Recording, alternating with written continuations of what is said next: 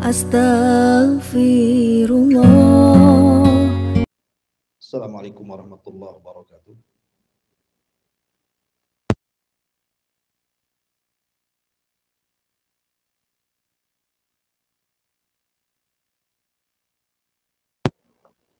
Wa ala alihi wa sahbihi wa mawalah.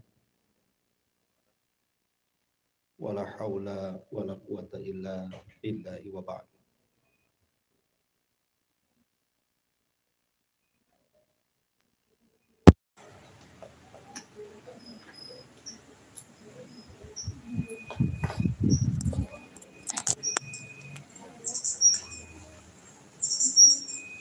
Baik.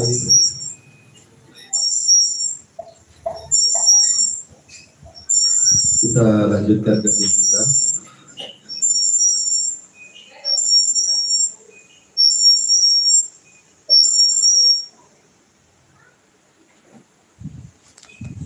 Kita masuk pada bab ke-13, isti'adzah, meminta pertolongan kepada Allah Subhanahu wa ta'ala.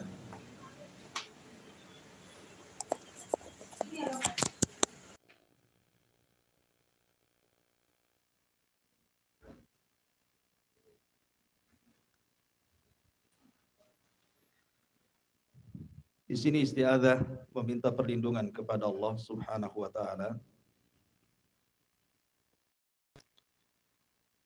Isti'adzah itu artinya meminta perlindungan. Dan isti'adzah itu terbagi menjadi 3 rukun. Apa saja? Pertama, al-musta'id. Yang kedua, al-musta'adz bihi. Dan yang ketiga, al-musta'adzu minhu. Al-musta'id artinya orang yang meminta perlindungan. Adapun al-musta'adz bihi artinya zat yang kita minta berlindung, Allah Subhanahu wa ta'ala. Adapun al-musta'adz minhu artinya kita berlindung dari keburukan jin dan juga manusia.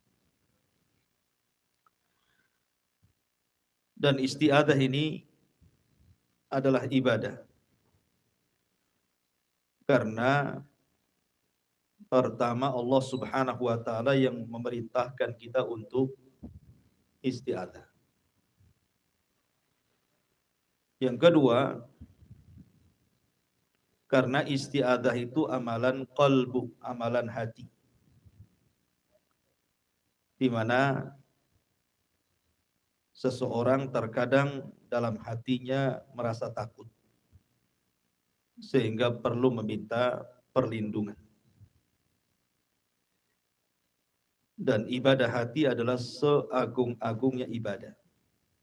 Maka barang siapa yang menyelewengkan isti'adzah, meminta perlindungan kepada selain Allah, maka dia telah melakukan kesyirikan. Di sini muallif rahimahullahu taala menyebutkan 2 dalil. Pertama, firman Allah Subhanahu wa taala, wa annahu kana rijalun minal insi ya'udzuna birijalin minal jinni fazaduhum rahaqa. Dan bahwasannya ada beberapa orang laki-laki dari manusia meminta perlindungan kepada beberapa laki-laki dari kalangan jin, maka jin-jin itu menambah dosa dan kesalahan mereka. Jadi begini, Bu. Di zaman jahiliyah,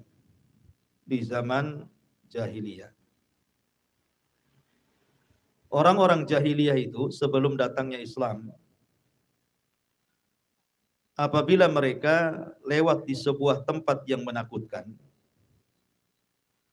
maka mereka akan memanggil-manggil jin dan mereka akan mengatakan, ya sayyidal jin, wahai ketua jin, bolehkah saya lewat di tempat jalan ini? Jadi orang-orang jahiliyah seperti itu. Mungkin bahasa kitanya, kalau ibu lewat di sebuah tempat yang menakutkan, permisi gitu ya. Permisi gitu. Tetapi setelah datangnya Islam, maka mereka pun kemudian berlindung kepada Allah Subhanahu wa taala. Makanya di sini Allah Subhanahu wa taala berfirman, dan ada sebagian manusia meminta perlindungan kepada sebagian daripada jin. Hakikatnya Bu, jin itu sebenarnya takut kepada manusia. Jin itu takut sama ibu, itu takut mereka itu. Itu dasarnya. Jin itu difitrahkan memiliki rasa takut kepada manusia. Tetapi ketika manusia itu makin banyak orang yang melakukan kesyirikan, menyembah kepada selain Allah, menyembah kepada berhala, kemudian sebagian mereka meminta perlindungan kepada jin, dari sini jin berani dan merasa bangga bahwa mereka seolah-olah rasanya lebih mulia dibandingkan manusia. Jadi ibu sebenarnya tidak takut. Tidak perlu takut Bu ya, karena dasarnya jin itu yang takut sama kita. Cuman karena kita ini kurang belajar tauhid, sehingga akhirnya terbalik pula kita yang takut sama jin. Apalagi kalau dari kecil didoktrin supaya takut sama jin. Nah, ini anak ini akan besar dan jadi penakut, Bu. Makanya saya nasihatkan, Bu, jangan nakut-nakuti anak dengan jin. Jangan keluar, nak, ada setan. Nggak usah ditakut-takuti dengan setan. Nanti anak itu sudah ibu takut-takuti setan, nonton sinetron pula judulnya Sundel Bolong. Makin takut, kan udah didoktrin dia takut setan dari kecil, hari-hari nonton sinetron tuh, hari Jumat. Wah, makin takut gitu. Sampai tua takut juga gitu ya. Sudah hujan deras, mati listrik, anjing Cina pula gonggong terus, mau ke kamar mandi tak berani. Akhirnya kencing di botol aqua. Subhanallah gitu ya, Bu. Karena takut gitu ya. Nggak boleh. Justru dasarnya jin itu sebenarnya takut sama kita. Kalau kita berani, mereka takut. Tapi kalau kita takut, mereka berani. Sekarang ini uji mental saja. Uji keberanian. Kalau kita berani, mereka takut. Karena itu memang fitrahnya jin itu takut sama kita. Karena kita lebih mulia masalahnya. Mereka takut dengan kita. Tapi karena manusia itu jauh dari tauhid, kemudian mereka melakukan banyak kesyirikan, itulah jadi berani. Makanya mereka kemudian berani kepada kita.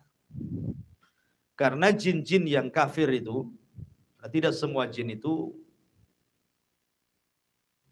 kafir, ada juga yang mukmin. Artinya Allah mengatakan wa inna minnas salihuna wa minna duna dzalik. Di antara kita ada jin-jin yang soleh, ada juga jin-jin yang fasik gitu ya. Lah jin-jin yang fasik ini, anak buah iblis, itu akan berusaha mencari media-media untuk menakut-nakuti kita. Dia akan berusaha mencari media-media itu. Contoh umpamanya, dia masuk ke media angin. Ada pohon depan rumah gitu kan. Malam-malam masuk dia ke angin, kemudian goyang-goyang dahan, kemudian nampak bayang-bayang, atau dia masuk ke suara-suara. Kadang-kadang kucing nabrak kaleng kongguan gitu ya, kencreng gitu, masuk dia ke situ, atau ke bayang-bayang gitu. Malam-malam kok gorden kok goyang-goyang. Kenapa ini? Padahal ada anak kucing itu berkelahi di balik gorden. Tapi dia masuk ke bayang-bayang tuh. Kok gorden goyang-goyang? Ada apa ini? Kan itu. Kemudian juga masuk pada perasaan kita. Jadi ketika ibu melangkah dari kamar ke kamar mandi itu kok bulu semua berdiri, ini ada apa ini kan? Lah, jin ini dia akan berusaha masuk ke semua media. Media angin, media suara gitu, media bayang-bayang, goyang-goyang, macam-macam gitu ya.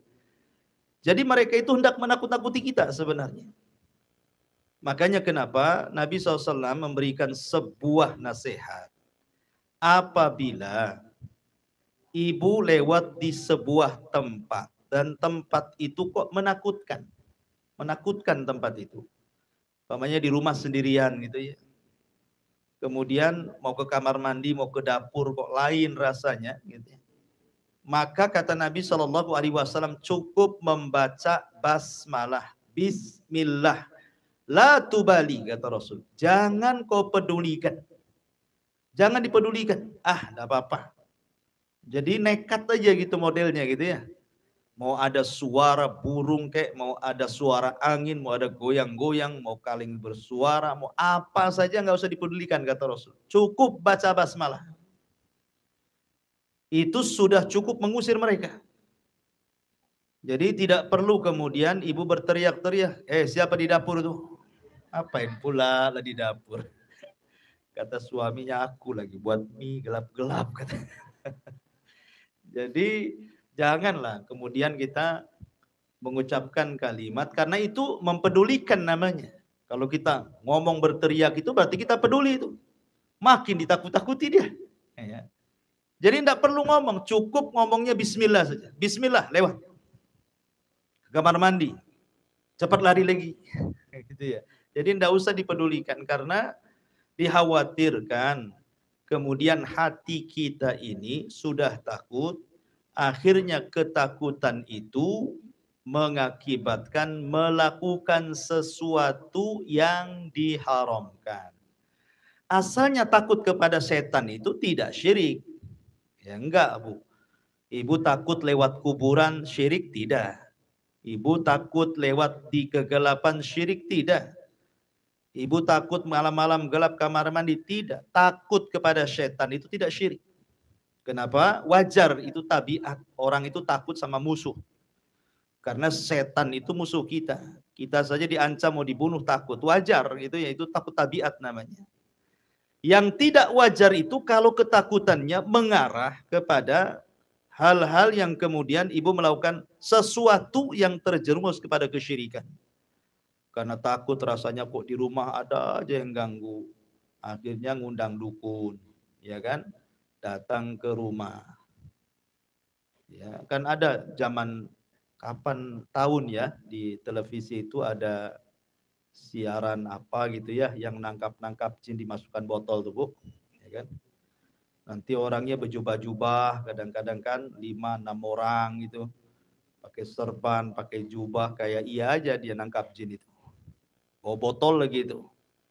Nanti ditarik-tarik, kalau udah ketangkap jinnya itu ditarik-tarik, dimasukkan ke lubang botol, kemudian ditutup.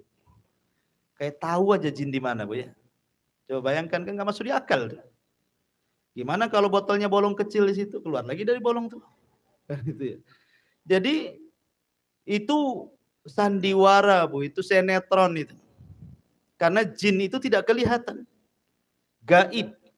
Yang mengatakan tidak kelihatan gaib bukan Abu Humairah. Al-Quran yang mengatakan innahum yarakum min haitsu la tarawnahum. Mereka melihat kalian, tapi kita tidak melihat mereka.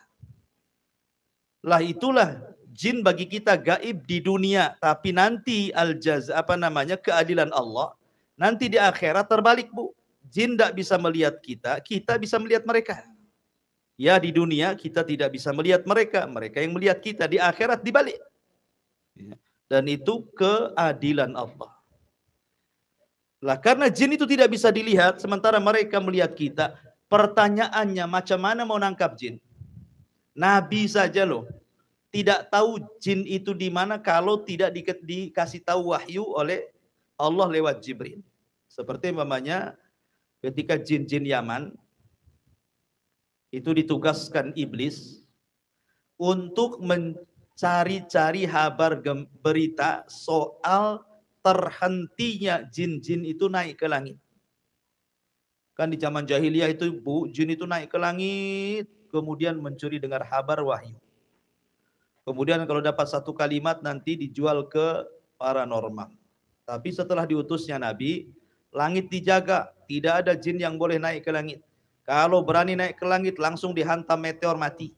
Sehingga tidak ada yang berani jin itu naik ke langit. Lah iblis itu ketuanya heran, ada apa ini anak buah saya tak bisa naik ke langit.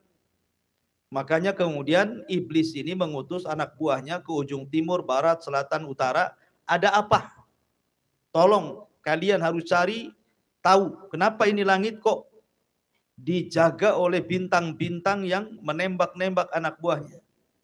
Akhirnya ada 7 jin dari Nasibin nyasar pula ke kebun kurma. Di kebun kurma itu Nabi sedang sholat. Ketika itu baru pulang dari Taif, dilempari orang Taif sedang berdarah-darah Nabi itu. Sholat subuh baca Quran. Jin ini dengar. Kemudian mereka mengatakan, oh apakah ini penyebabnya? Kenapa langit dijaga? Apa gara-gara orang ini? Maksudnya Nabi SAW. Dari situlah jin-jin itu beriman dengan sekali mendengar bacaan Quran yang dibaca Nabi. Masya Allah. Satu kali dengar Quran, langsung beriman, Bu. Kadang jin lebih baik dibandingkan kita, kan? Kita ini dengar Quran itu udah capek kali, tidak nangis-nangis juga. Kayaknya keras sekali hati kita ini. Baca ya tidak nangis, dengar juga ya nggak nangis gitu, banyak dosa kita ini. Terkadang ada jin itu yang luar biasa gitu, dengar Quran langsung beriman. Kalau kita dibacakan Quran lari pula kita. Gak percaya, Bu? Nah, coba orang-orang awam tuh, Bu, yang nongkrong-nongkrong itu, ibu deketi bawa Quran, baca surah Al-Baqarah. Apa reaksinya, Bu? Pasti bilang apa? Salah tempat, Bu, kalau ngaji di sana katanya kan. Itu ya kan? Pasti salah tempat, belum waktunya yasinan, ngapain kau ngaji katanya. Pasti begitu. Reaksinya itu bukan didengerin, malah dikomentari. Yang ada pergi dia dari situ. Lebih setan dibandingkan setan. Kan juga. Lah, jin ini akhirnya beriman kepada Nabi. Kemudian Nabi tidak tahu kalau ada jin yang sedang mendengarkan. Karena memang Rasul tidak tahu yang gaib. Lah dari mana Rasul tahu bahwa ada 7 jin mendengarkan Quran? Karena ada wahyu turun. Turun surah jin, ngasih tahu Nabi. Di mana Allah mengatakan qad uhiya ilayya annahu istama'a nafarun minal jinni faqalu inna sami'na qur'anan ajaba. Ada sekelompok jin yang mendengarkan Al-Quran, tiba-tiba mengatakan inna sami'na qur'anan ajaba yahdi ila rusdi fa amanna bih, maka kami pun beriman. Jadi Nabi saja tidak tahu kok di mana jin. Kalau tidak dikasih tahu, Nabi mana tahu? Seperti contohnya ketika Jibril datang kepada Rasul bahwa 7 jin ini membawa ribuan jin dari Yaman ingin beriman, ingin masuk Islam. Maka Nabi SAW diberitahu bahwa mereka sudah menunggu di tempat ini dan itu. Maka Rasul mengajak Abdullah bin Mas'ud ke tempat jin berkumpul itu. Kemudian Rasul mendakwai mereka. Lah dari sini menunjukkan Nabi tidak tahu kenapa di zaman sekarang kok ada orang yang tahu di situ ada jin. Makanya ulama akidah mengatakan tidak ada yang tahu di mana jin kecuali punya jin. Contoh, umpamanya ada anak kecil, ya kan, karena katanya anak sakti, karena punya indera ke-6 ke-7 gitu. Pokoknya lebih lah dari 5 indranya gitu kan. Indigo atau apa istilahnya. Disangka anak ajaib pula gitu. Mampu melihat jin. Kadang anak itu nunjuk-nunjuk tuh di situ katanya kan. Kata ibunya tak ada apa-apa. Nah itu ada ini itu macam-macam. Itu bukan anak sakti, anak kesurupan itu, Bu. Anak itu ada jinnya harus diruqyah, kasihan. Ya, anak indigo itu bukan anak sakti, anak sedang kesurupan, anak sakit. Harus diruqyah. Kasihan dia. Sudah kecil-kecil diganggu jin. Ya, dari sini maka tidak ada yang bisa melihat jin kecuali dia melihara jin. Makanya jangan datangkan orang yang ngaku-ngaku nangkap jin itu. Mereka pakai jin juga. Ya. Jadi ada sebagian manusia itu mereka meminta pertolongan kepada jin. Jin itu nambah kufur. Ya, jin itu nambah kufur kepada manusia. Ma'asyiral muslimat yang dimuliakan Allah Azza wa Jalla. Dari ayat surah Al-Jin ayat 6 ini ada beberapa faidah yang bisa kita petik. Yang pertama, haram hukumnya meminta perlindungan kepada jin. Tidak boleh. Meminta perlindungan kepada jin itu hukumnya haram. Tidak boleh. Kenapa? Karena Allah Subhanahu wa taala merintahkan kita untuk berlindung hanya kepada Allah Subhanahu wa taala. Yang kedua, orang yang menambatkan diri kepada selain Allah hakikatnya sedang menghinakan dirinya. Kita ini mulia, jin itu hina. Ketika kita menyembah jin, kita pula jadi hina, jin pula jadi mulia. Kemudian yang ketiga, dalam ayat ini menetapkan bahwa jin itu ada. Harus diimani, jin itu ada. Ya, bahwa dalam setiap manusia itu ada jinnya. Dalam tubuh ibu-ibu ini ada jinnya tuh. Yang disebut dengan al-qarin namanya ya. Jadi ibu kalau malas sholat, malas melayani suami, maunya maksiat, itu dorongan-dorongan jin itu. Jin korin namanya. Lah jin-jin korin ini yang biasanya berinteraksi dengan jin-jin yang dimiliki dukun. Ya kan? Biasanya kan dukun kalau ramal-ramalan itu, maka jin dukun itu biasanya berkomunikasi dengan jin yang ada pada diri ibu. Makanya terkadang kita lihat kadang-kadang ada acara talkshow gitu ya, Mbah Dukun dengan siapa di televisi, tiba-tiba ada yang telepon gitu kan. Sebelum telepon si dukun ini sudah nebak ini. Nama ibu si Anu ya. Ibu kok bilang kok tahu ya? Belum mengenalin kok dia tahu ya. Nama ibunya si Anu. Kok tahu dia ya? Usia ibu kayaknya ini 40 tahun ini. Loh kok tahu dia? Ibu ini kayaknya lagi bertengkar dengan suaminya. Loh kok tahu dia? Pokoknya kadang-kadang padahal orang itu di televisi tuh. Ibu ini dari rumah nelpon, tapi dia bisa menebak tuh. Kok bisa? Kok hebat dia bisa nebak-nebak? Bukan hebat. Sebenarnya jin yang ada pada si dukun itu, dia dapat informasi dari jin yang ada dalam badan kita. Jadi jin yang ada pada badan kita itu berkomunikasi dengan jin yang ada pada dukun. Jadi kata jin yang ada pada kita namanya si Anu. Nah, maka dia kasih tahu si Anu, ibunya si Anu, dikasih tahu ibunya si Anu, usianya si Anu, begitu. Ya, jadi saling memberikan informasi antara jin dukun dengan jin yang ada pada diri kita. Disebut inforjin namanya ya. Ada namanya informan, ada yang namanya inforjin. Jin yang memberikan informasi, ya kan? Taib. Ini faedah dari ayat ini. Kemudian juga faedah yang selanjutnya, bahwa isti'adzah kepada selain Allah itu akan mewarisi rasa takut dan kelemahan. Ibu kalau meminta bantuan perlindungan kepada dukun gitu ya, kemudian dukun itu ngasih jimat, sekali jimatnya lupa di mana naruhnya, sibuk tuh. Ada rasa takut gitu ya. Kalau syarat-syaratnya nggak dipenuhi itu kayaknya gimana gitu ya. Kemudian juga di antara faedah ayat ini, bahwa ayat ini menunjukkan meminta perlindungan kepada jin itu haram hukumnya. Karena tidak menambah kecuali kekufuran dan dosa. Kemudian juga isti'adzah itu adalah ibadah. Tidak boleh diberikan kecuali kepada Allah Subhanahu wa ta'ala. Kemudian juga faedahnya bahwa seorang hamba hendaklah mencukupkan kepada Allah, karena segala sesuatu yang dihajatkan hamba itu ada pada Allah Subhanahu wa ta'ala. Dan isti'adzah itu datang perintah secara mutlak, tidak boleh diberikan kecuali kepada Allah Subhanahu wa ta'ala. Lalu apa solusinya, Bu? Kalau kita tidak boleh meminta bantuan kepada dukun, kepada paranormal, kepada jin-jin itu. Lalu apa solusinya? Ah, hadis yang kedua inilah solusinya. Perhatikan hadis yang kedua. Dari Khawlah binti Hakim. Khawlah bintu Hakim itu, Bu, itu istri daripada Aus ibn Samit. Lah Aus ibn Samit ini memang dijelaskan biografinya mudah marah. Kemudian juga tidak tampan. Kemudian juga berkulit hitam.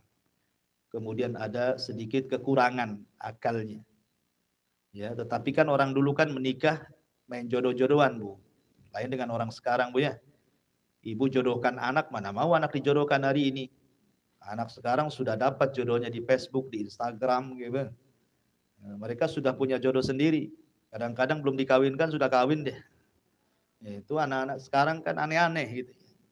Jadi Khawlah bintu Hakim ini suatu ketika yang namanya suaminya agak sedikit kurang akalnya, suka marah-marah. Jadi suaminya terucap kalimat, anti ka dhahri ummi. Kamu loh seperti punggung ibuku. Khawlah nangislah. Karena bahasa jahiliyahnya, engkau seperti punggung ibuku itu kalimat talak. Ya kan? Datang dia kepada Nabi dan mengatakan, ya Rasul, suamiku mentalak diriku. Kenapa? Dia mengatakan aku seperti punggung ibunya. Lah Rasul ketika itu belum diturunkan ayat dihar, ayat mujadilah.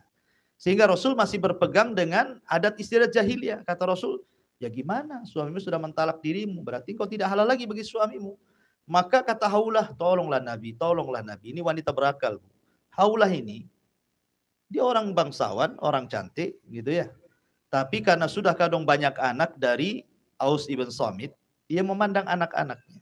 Dia tidak mau bercerai dengan suaminya dan mendapatkan bapak lain dari anak-anaknya. Dia tetap mau bapak dari anak-anaknya itu adalah Aus ibn Samit. Walaupun kondisinya kekurangan banyak. Tukang marah, temperamen, akalnya kurang, orang yang gak ganteng, hitam, kriwel gitu ya. Tetapi Khawlah bintu Hakim mengajarkan kepada kita, khususnya para wanita, khusus lagi ibu-ibu yang di sini, jadilah wanita berakal. Lihat Khawlah bintu Hakim, tidak mau cerai. Dalam kondisi apapun suaminya tidak mau cerai dia. Seandainya Bu, Khawlah bintu Hakim ini, ibu di posisi dia gitu ya, saya nggak yakin ibu bisa bertahan dengan suami yang seperti ini, Bu ya. Bagus cari lagi, ngapain Pak sama dia gitu, Bu ya. Sudah sering marah, akalnya agak kurang, orang yang gak ganteng, dia cantik, punya nasab, bisa dia cari laki-laki lain. Tapi ini wanita berakal dan tidak mau cerai dia. Dia mau tetap anak-anaknya bapaknya Aus bin Samit. Oh, luar biasa Bu ya. Ini wanita percontohan, wanita berakal, Khawlah bintu Hakim ini. Makanya wajar ketika Khawlah bintu Hakim menangis terus, turun satu surat, bayangkan satu surat untuk Khawlah bintu Hakim. Namanya surah Mujadilah itu. Itu satu surah Mujadilah itu turun untuk Khawlah bintu Hakim. Karena dengan ada kasus ini turunlah ayat dihar, ya kan? Hukum dihar itu bukan talak, itu dihar. Masih boleh rujuk dengan catatan bayar kafaroh, memberi makan 60 fakir miskin, memberikan budak atau puasa 2 bulan berturut-turut, maka tanpa harus ada pernikahan baru sudah boleh dicampuri. Turun ayat dihar. Lah Khawlah bintu Hakim ini menceritakan bahwa dirinya mendengar Rasulullah SAW bersabda, barang siapa singgah di satu tempat, idza nazala manzilan, apabila kalian singgah di sebuah tempat, tempat ini umum Bu, manzilan ini umum. Mungkin ibu beli rumah yang sudah baru, beli rumah di perumahan, tinggal masuk saja, atau ngontrak rumah, tinggal masuk saja, atau mungkin singgah di kebun, atau singgah di pasar, atau singgah di tempat-tempat yang menakutkan, atau pulang kampung. Pokoknya di mana saja ibu singgah di sebuah tempat lah pokoknya ya. Kalau kira-kira tempat itu angker, ya kan, menakutkan, maka solusinya ibu cukup membaca a'udzu bikalimatillahi tammati min syarri ma khalaq. Ya Bu ya. Jadi jangan seperti orang-orang jahiliyah. Kalau singgah di sebuah tempat, malah kemudian permisinya ke jin-jin yang ada di situ. Permisi Bapak Jin, saya mau lewat, tolong jangan ganggu ya. Nah, dulu kan jahiliyah, di zaman jahiliyah seperti datang Islam diganti lafadznya. Jangan seperti itu. Jangan permisi-permisi. Cukup ngomong a'udzu bikalimatillahi tammati min syarri ma khalaq. Aku berlindung dengan kalam Allah yang sempurna dari kejahatan segala makhluk yang diciptakannya. Apa yang terjadi? Lam yadurrahu syai'un hatta yartahila min manzilihi dzalik. Maka siapa yang membaca doa ini, maka tidak ada satupun yang akan membahayakan dirinya sampai dia beranjak dari tempat itu. Ya Bu ya, jadi kalau ibu pindah rumah, beli rumah, sewa rumah, tidak perlu selamatan rumah itu. Karena di zaman jahiliyah itu tradisinya kalau pindah rumah atau bangun rumah atau menempati rumah, maka mereka akan menyembelih sembelihan, kemudian darahnya akan diusap-usap di rumah tersebut untuk menghilangkan sial. Nah, jadi orang jahiliyah seperti itu. Jadi kita tidak perlu, cukup baca a'udzubika limatillahi tammati min syarri ma khalaq, masuk. Kalau masih takut juga baca Al-Baqarah. Nanti setan-setan kabur dari rumah itu. Dan ibu harus yakin. Ya, ibu harus yakin. Lah di sini Allah Subhanahu Rasul mengajarkan satu doa, a'udzu bikalimatillah. Aku berlindung dengan kalimat-kalimat Allah yang sempurna. Maksudnya kalimat Allah di sini artinya Al-Qur'an. Dan Al-Qur'an itu disebut tamah, sempurna. Maksudnya sempurna secara hukum dan sempurna secara habar. Apa yang dihabarkan Al-Quran semua benar, apa yang diperintahkan Quran semua adil. Itu disebut tamah, artinya sempurna, habarnya benar, hukum dan putusannya semua adil. Nah di sini Allah mengatakan min syarri ma khalaq, dari keburukan segala makhluk yang diciptakannya. Ingat, tidak boleh ibu menasabkan keburukan kepada Allah. Walaupun keburukan yang menciptakan Allah, tapi jangan dinasabkan kepada Allah. Ya, Allah menciptakan keburukan, tapi jangan dinasabkan kepada Allah. Tapi dinasabkan kepada selain Allah. Iblis, siapa yang menciptakan? Allah, gitu ya. Tapi jangan kemudian kita memanggil ya Rob Iblis, umpamanya gitu ya. Wahai Rob pencipta iblis, tidak boleh. Ya, karena iblis itu buruk, tidak boleh nasabkan kepada Allah walaupun Allah yang menciptakannya. Nah, maka enggak boleh memanggil ya Rabba iblis, ya Rabba Abi Lahab, ya Rabba Abi Jahal, enggak boleh. Ya. Ya Rabba syaitan, enggak boleh ya. Yang benar ya Rahman, ya Rahim, ya Malik, ya Kudus, nah, gitu. Sebut dengan nama-nama Allah Subhanahu wa taala yang sempurna. Baik, di antara faedah hadis ini, satu, bayan keterangan barakati hadat doa. Berkahnya doa ini. Bahwa doa ini cukup diucap bisa mengusir setan. Jadi ngusir setan gampang Bu ya. Tidak perlu datang ke dukun. Tidak perlu ngabiskan bumbu dapur. Ada tuh ngusir setan tuh bumbu dapur semua diikat. Bawang putih, bawang merah, cabai putih, cabai merah semua diikat, digantung pula. Sayang Bu ya. Bagus diulek jadi sambal. Ngapain pula ngusir setan pakai bumbu dapur? Ya, lebih parah lagi, garam lo 1 kilo ditebar dari belakang rumah. Ini ngusir setan gitu. Gampang ngusir setan dalam Islam. Cukup dengan membaca doa ini. Mati, ya kan? Kemudian yang kedua, bahwa bacaan Quran itu bisa mengusir setan. Dan Quran bukan makhluk, Quran itu kalamullah. Kemudian yang kedua, al-isti'adzah, meminta perlindungan tidak boleh kecuali kepada Allah. Kemudian disunnahkan membaca doa ini ketika ibu menempati tempat-tempat yang menakutkan. Ya kan, pulang kampung, kemudian naik bus gitu ya. Iya. Baik. Jadi kalau ibu pulang kampung dari sini ke Padang gitu kan, nanti kan lewat katanya, lewat mungkin di perjalanan lewat hutan, lewat tebing-tebing, lewat lorong-lorong, lewat gua-gua gitu kan. Ah, kalau memang sekiranya menakutkan, baca doa ini. Pamannya busnya ini berhenti dulu di sebuah tempat, tah makan dulu. Kan ada kan kalau bus perjalanan jauh itu kan mesti makan dulu, berhenti dulu. Nah, kan atau perjalanan di mana yang berhenti-berhenti itu. Ah, jangan lupa Bu, kalau berhenti di sebuah tempat, baca doa ini. Ya kita enggak tahu. Boleh jadi anak kita kesambet di situ atau ibu yang kesambet pula di situ, ya kan enggak tahu, atau suami pula kesambet di situ, tahu-tahu hilang suaminya, ya kan.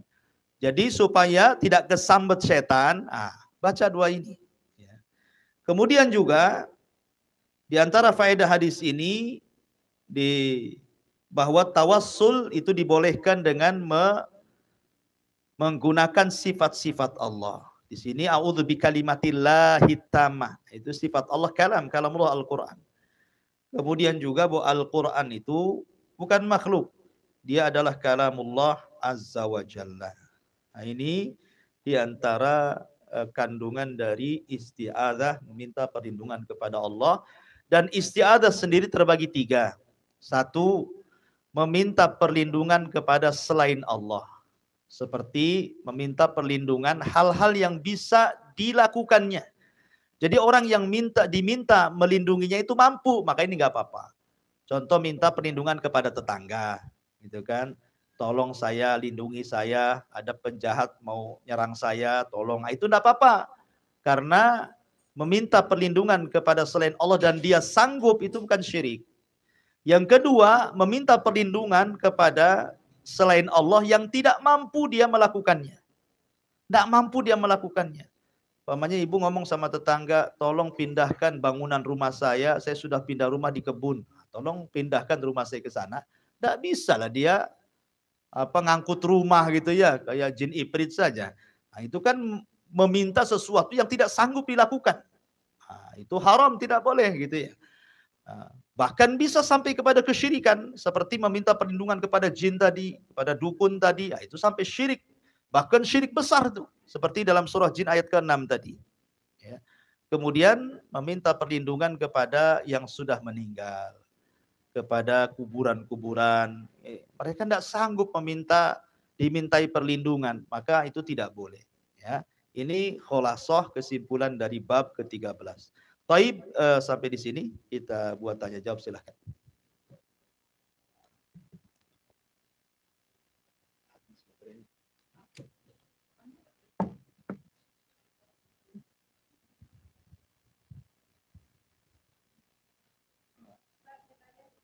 Bentar, ini baterai mau diganti, nggak dengar. Bentar. Itu pakai baterai, Bu. Oke, yang ini, ambil deh. Enggak, itu yang dipakai. Itu yang dipakai.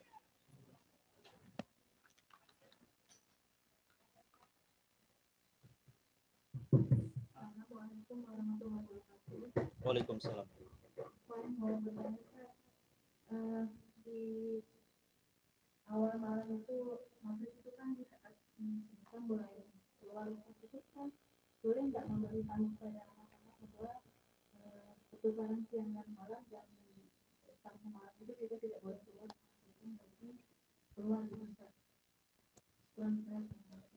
Ya, alhamdulillah. Ya kalau memberitahu dengan jelas, tidak apa-apa.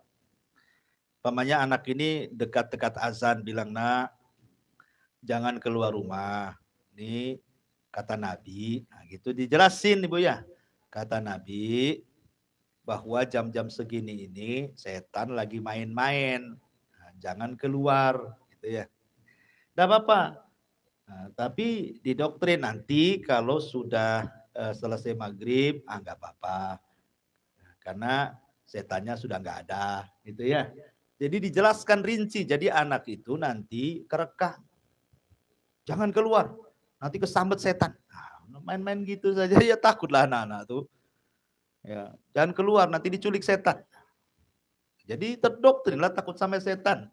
Tapi kalau dijelaskan baik-baik, nak jangan keluar nih jamnya, setan lagi berkeliaran tuh di luar tuh, nanti aja habis maghrib.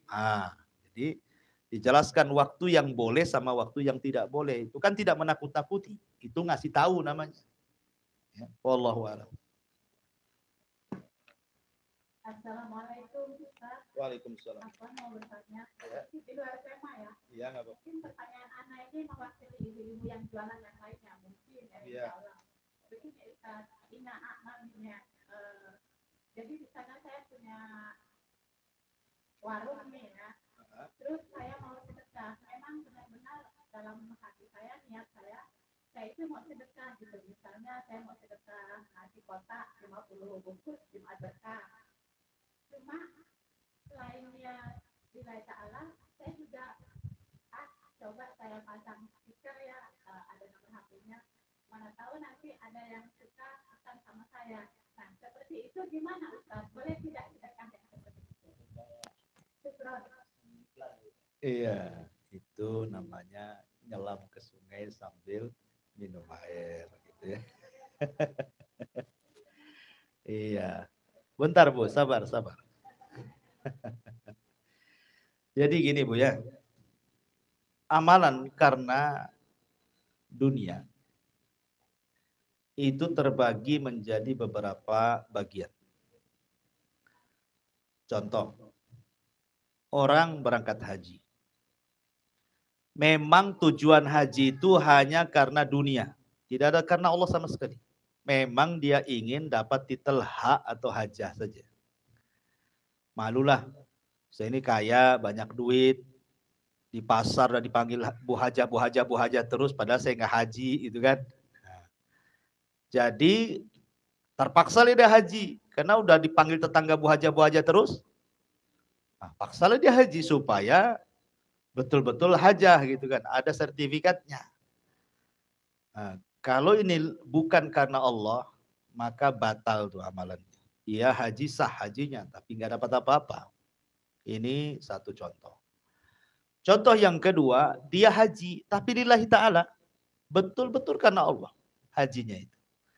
Tetapi karena dia juga bisnis emas, akhirnya dia terpikir, kan di Arab itu emas murah. Karatnya bagus-bagus. Sekalian saya kulaan. Gitu Bu ya. Tapi dia memang haji. Soal nanti di sana dapat emas murah atau dapat emas mahal, terserah. Kalau murah saya beli, kalau mahal ya ngapain juga, sekalian aja gitu ya. Kata ulama, kalau yang seperti ini tidak membatalkan haji tetapi mengurangi pahala. Ya, kalau bentuk yang kedua ini mengurangi pahala. Kemudian yang ketiga, memang dia berangkat karena Allah. Betul-betul karena Allah. Nggak ada tendensi dunia sedikit pun. Tiba-tiba pulang dipanggil Pak Haji, Bu Haja. Maka kata Nabi, itu adalah busyrul ajil. Itu namanya kabar gembira, nikmat yang disegerakan di dunia. Ya kan niatnya karena Allah. Kalau orang panggil Pak Haji, alhamdulillah. Itu namanya busyrul ajil. Kebahagiaan yang Allah segerakan di dunia dipanggil Pak Haji. Ibu ini tergolong yang mana? Ketika ngasih berkah Jumat itu. Yang pertamakah, yang keduakah, yang ketigakah? Contoh yang pertama. Ibu berkah Jumat. Memang niatnya promosi. Ya kan? Nggak ada sama sekali niat sedekah itu. Niat promosi saja. Tempeli di situ iklan gratis bahasanya. Ini tidak akan diterima. Kemudian yang kedua, berkah Jumat memang lillahi ta'ala, ya kan? Tetapi ya mungkin sekalian ngiklan di situ. Nggak apa-apa, tapi ngurangi pahala, Bu. Yang kedua ini, kayak pertanyaan Ibu tadi kan, itu ngurangi pahala. Ya. Kemudian yang ketiga nih, lillahi ta'ala, enggak ada tulisan promosi-promosian. Pokoknya saya Jumat berkah. Jangan disebut nama saya, hamba Allah saja. Tiba-tiba orang nyari, kok enak lah pesanan ini. Ini siapa lah ini yang buat. Dicari-cari, oh Ibu Anu. Bu ya.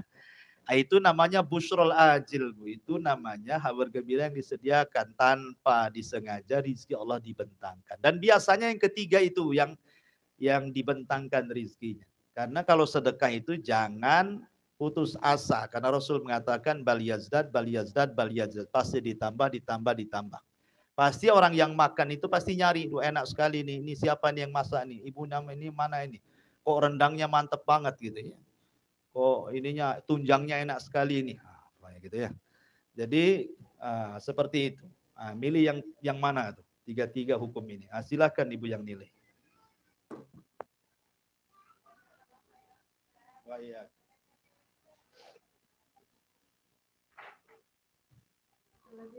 Ya. Doa masuk kamar mandi itu kan artinya aku berlindung kepada Allah dari godaan dan gangguan. Nah, begitu anak-anak tahu artinya itu, biasanya mereka memang takut kamar mandi. Jadi, bagaimana kita menerangkan bahwa kamar mandi itu memang tempatnya kotor, terus tidak perlu ditakutin gitu. Iya. Ya kalau bisa jangan diajari dulu artinya kalau takut. Yang penting dia dibiasakan doa saja, ya dibiasakan doa saja. Makanya perlu doktrin itu kepada anak-anak itu berani. Nah, jangan takut setan. Setan itu sebenarnya takut loh sama adik. Ya. Setan itu kalau lihat adik lari loh, gitu ya. Pokoknya dibuat berani aja dia. Ya. Tapi kalau umpamanya ditakut-takuti, jadilah dia kan. Kalaupun umpamanya lama-lama, ya bahasanya jangan lama-lama, ada setan di situ. Oh, itu kan takut jadi anak-anak kan? Kan gitu kan. Satu sisi ada manfaatnya Bu, karena apa? Akhirnya dia sebentar aja di kamar mandi. Ya kan? Karena kan nggak boleh lama-lama di kamar mandi. Aneh di zaman sekarang ini kamar mandi lebih baik daripada kamar tidur. Ya kan Bu, ada tuh kamar mandi itu masuk dicantik-cantiknya kamar mandi. Harga kamar mandi itu 7 kali lipat harga kamar tidur tuh. Aneh zaman sekarang ngapain lama-lama di kamar mandi itu kan. Kamar mandi kan cukup untuk buang hajat, mandi, sudah selesai. Ya kalaupun ada kebutuhan umpamanya kan kayak sekarang ini ada kamar mandi, ada bak untuk sauna di kamar mandi, ya itu kan tidak setiap hari. Ya sewaktu-waktu aja. Ya intinya Bu tetap diajarkan di doktrin anak itu supaya berani lah. Ya kan. Wallahu a'lam.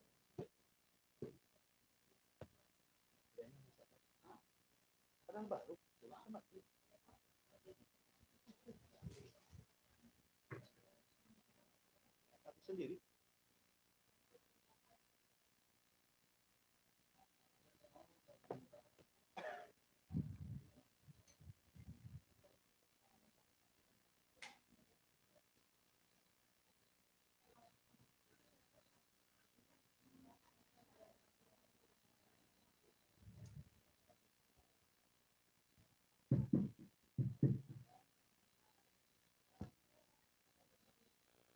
Ya, bisa ada yang tanya? Enggak, kita tutup. Baik, kita tutup saja. Subhanallah wa bihamdika, asyhadu an la ilaha illa anta, astaghfiruka wa atubu ilaik. Assalamualaikum warahmatullahi wabarakatuh.